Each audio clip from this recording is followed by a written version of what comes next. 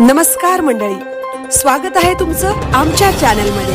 आवाज महामुंबईचा, शोध बातमीचा, कौल मनाचा। चला तर मग आमचे चॅनल लाईक करा, शेअर करा आणि सबस्क्राइब करा। धन्यवाद।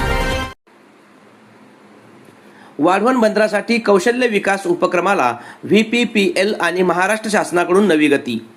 भारतातील 13वे प्रमुख बंदर असलेल्या वाढवण बंदर प्रकल्पासाठी स्थानिक युवकांना उद्योगभिमुख कौशल्यांचे प्रशिक्षण देण्याच्या उद्देशाने राबविण्यात येत असलेल्या वाढवण बंदर कौशल्य विकास कार्यक्रमाच्या अंमलबजावणीला अधिक गती देण्यासाठी वाढवण पोर्ट प्रोजेक्ट लिमिटेड VPPL तर्फे आज उच्चस्तरीय आढावा बैठक आयोजित करण्यात आली। या बैठकीत आतापर्यंत झालेल्या प्रगतीचा सविस्तर आढावा घेण्यात आला। तसेच प्रकल्पाच्या विविध टप्प्यांपूर्वीच स्थानिक युवकांना उद्योगाच्या गरजांनुसार आवश्यक कौशल्ये प्राप्त करून देण्यासाठी विविध महत्त्वाच्या उपाययोजनांवर चर्चा करण्यात आली।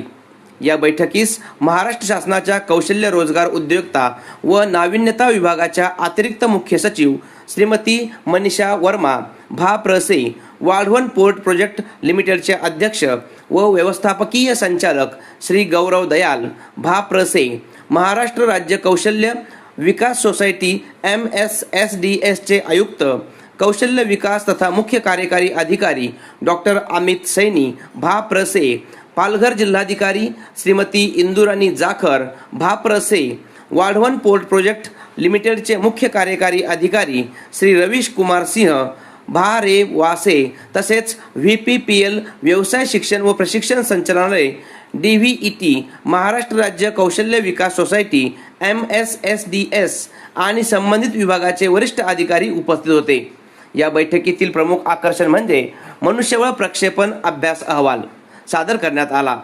वाढवण बंदर प्रकल्पाच्या विविध टप्प्यांनुसार भविष्यातील मनुष्यबळाची गरज, उपलब्ध होणाऱ्या रोजगाराच्या संधी, आवश्यक तांत्रिक कौशल्ये आणि विविध पदांची आवश्यकता यांचा सविस्तर अभ्यास या अहवालात मांडण्यात आला। तसेच प्रकल्पाच्या कालबद्ध अंमलबजावणीशी मनुष्यबळाच्या मागणीची सांगड घालणारा हा अहवाल कौशल्य विकासाचे नियोजन, प्रशिक्षण कार्यक्रमांची वेळेवर अंमलबजावणी आणि आवश्यक क्षमता विकासासाठी दिशादर्शक ठरणार आहे। आवाज महामुंबईचा चॅनलसाठी मिलिंद खार पाटील, JNPA।